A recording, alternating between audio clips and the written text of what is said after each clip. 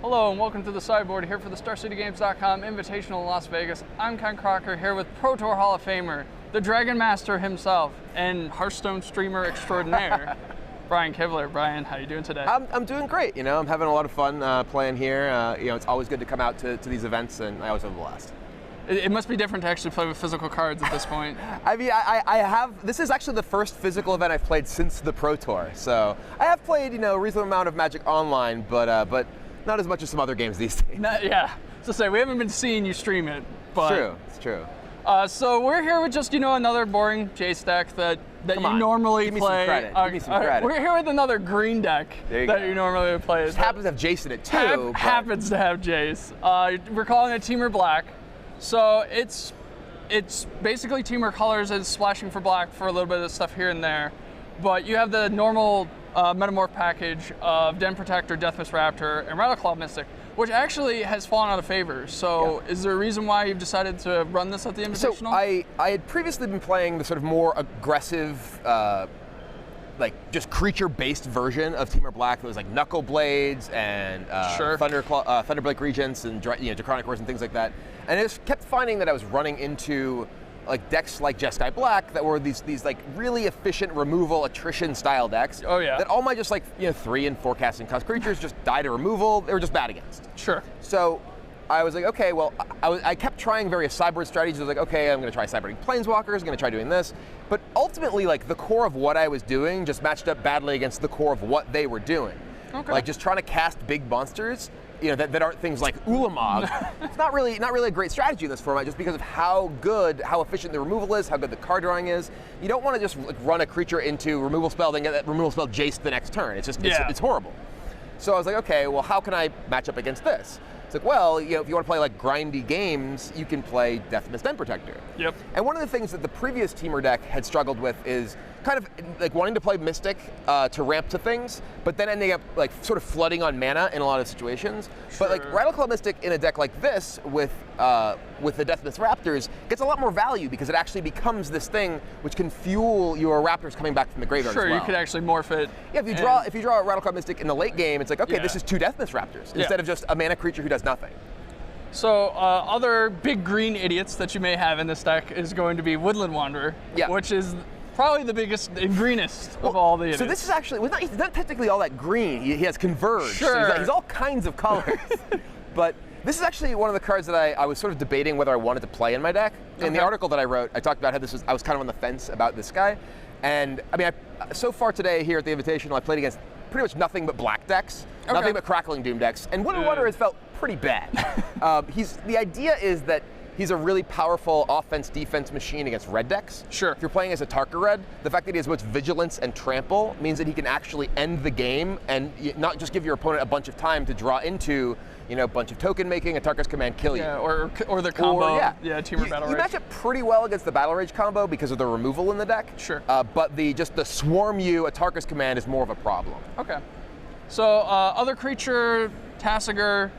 Tasiger's good. We've learned that. Well, Tasiger is like, he is a big dumb idiot who also does something. Sure. This is what's so great with Tasiger. A little more for your mana too. Yeah, he's an excellent threat in the early game because you can play him off of fetches and things like that.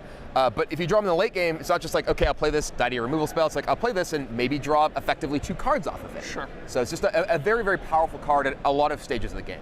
And that's, well, I mean, the other 2 creatures we could talk about, but they're not really creatures per se. You're not doing a lot of attacking, I assume, with Jace. No, Jace rarely gets in there, not in the red zone too much.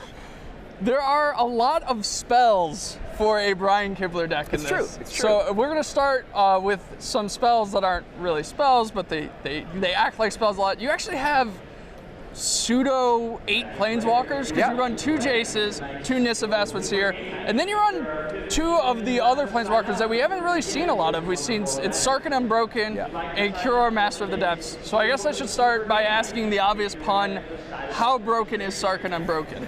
I wouldn't say he's broken. Okay. But he is actually a very powerful card in those sort of attrition-style games I was talking about earlier. Sure. When your opponent has things like Crackling Doom and Ojutai's Command and all these things that interact very well if you're trying to play like a big creature-based threat, playing a Sarkhan into someone who has a bunch of untapped mana playing into Ojutai's Command you feels really good.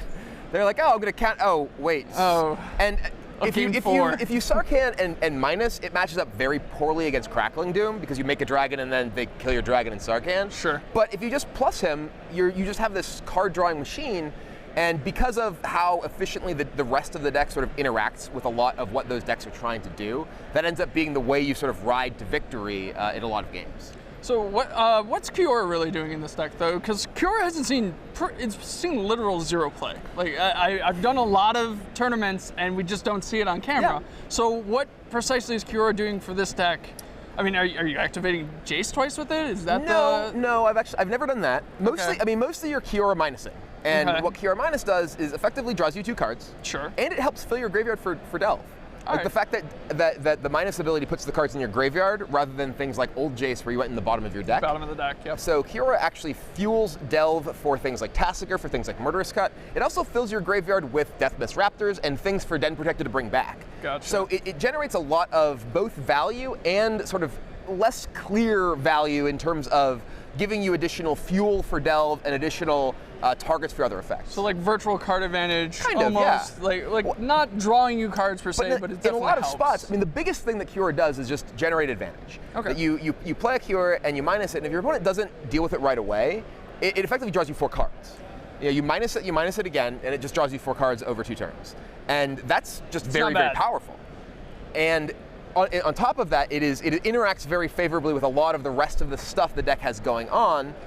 So it's a lot of power in one card. And then we could talk about the removal, but it's pretty much the same kind of removal suites you see in like Jeskai Black. Your Kolaghan's Command, your Murderous Cuts, Fiery Impulse. One of the big things with Kolaghan's Command in this deck is just how good it is with Den Protector. Sure. Den Protector and Kolaghan's Command, you can effectively like loop removal. It's like kill that, bring back my Den Protector, bring back this. Like I have won a ton of games where my opponent just has nothing. And then you can even get into situations where you're like Kolaghan's commanding, like they discard during their draw step, bring back my Den Protector, discard during your draw step. Every turn, just... You can only chain that for so long because you have to kill your own Den Protector too. But there's just a lot of things that you can do with the Den Protectors and the Raptors and the commands that really give you this very powerful long game. All right, well, speaking of powerful long game, you decided to add a little bit more to the sideboard just in case. We have cards like Treasure Cruise and Obnixilis. So we're adding now most of everything more in planeswalkers. Here. More planeswalkers, but most of everything in here, you're just touching black. You're not really, you're just splashing. But Obnixilis, double black. Has that been a problem, or is the mana that good? The deck has, I think I have 11 fetches. Okay. And then I have a Opulent Palace, like Double Sunken Hollow, I think that's what it's called. Yeah. So there's a lot of ways, at least to at those stages of the game where you're going to want to cast an Obnixilis to fairly easily get double black.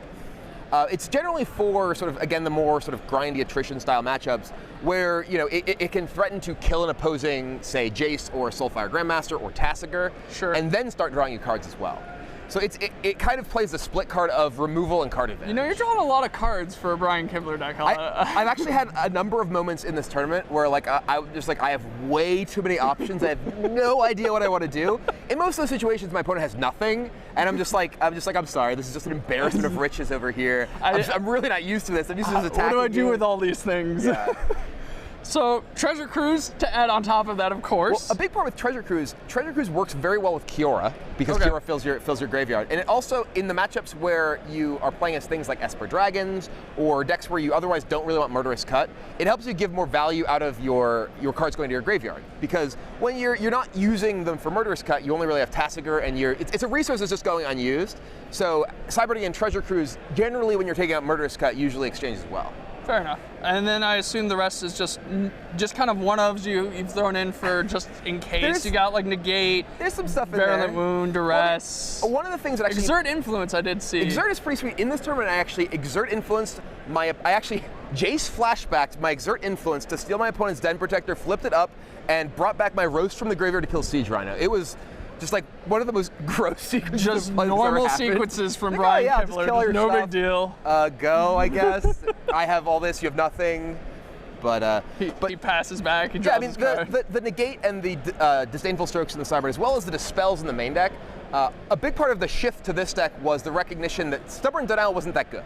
Okay. I had previously built my deck around Stubborn Denial when I was playing the other Temur Black deck, because Stubborn Denial is just a great way to playing against stuff like Jeskai Black, countering one of their spells and being able to advance your board in a single turn. Sure. It just gives you this massive tempo advantage. But the difference between Stubborn Denial and the spell is very small. Unless you're playing against a deck like Ramp or Esper Dragons, most of the things that you actually want to counter are instants anyway. And the demands on both your creature base and your mana base to play Stubborn Denial, because you basically can't really play Nissa very well in a Savage Knuckleblade deck, and you can't really play Raptor very well in a Knuckleblade deck, because you need all these colors. It's like getting double green and green, green, blue, red on turn 3 on a consistent basis. That's tough. Yeah. So once I sort of had the recognition that this is what I wanted to do as well, it's like, okay, well I can just play the Dispels instead of Stubborn Denials, still have that same interactive ability, and the Dispels have been great. I dispelled Rally and Collective Company, and then brought back my Den Protector, brought back one with Den Protector, then Kolaghan's Command to bring back the Den Protector, get another one. So you can do a lot with just a couple of cards in this deck. This has got to be the most value you've gotten out of just green creatures. Well, yeah. This is this actually it's fairly reminiscent of the green-white Megamorph deck from last season, in terms of the fact that that deck looked more just like a creature deck, but played this crazy grindy game because of Den Protector, Raptor, and Nissa, and this has all of that and then more. Fair enough. Well, it sounds like you've gone away from dragons, but then you got Sarkhan. You got Sarkhan. Oh, my dragons get Crackling Dude, man. Yeah, I do have. He makes dragons. He makes dragons. I had 3 dragons in play at once today. You couldn't fit a Dragon Master Outcast in it's actually entirely possible the deck should have a Tarka in it. A Tarka? Yeah. Oh, okay. Having like 1 copy of a Tarka that you can like maybe find with Kiora, or even if you do ultimate your Sarkhan, it's like, oh, I'll Tarka you. So you haven't given up on the dragons? Oh no. Not yet. This is still an evolving deck. We'll see where it goes. All right. Well, I appreciate you taking the time to size in from the sideboard. I appreciate it very much. You guys stay tuned for more coverage here in Las Vegas.